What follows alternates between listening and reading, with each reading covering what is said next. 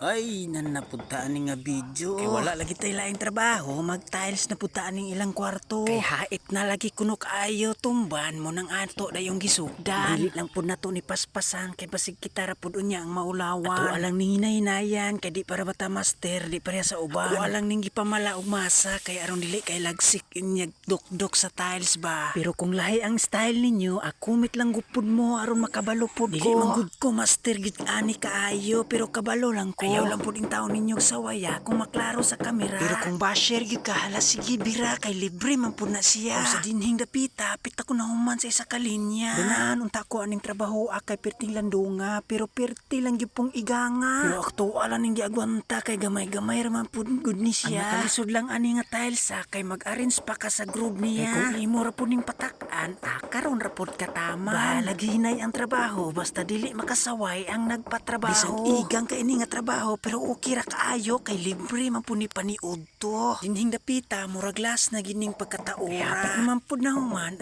diri na lang pugkotaman. Mauna ni final niya. So, bye-bye yo.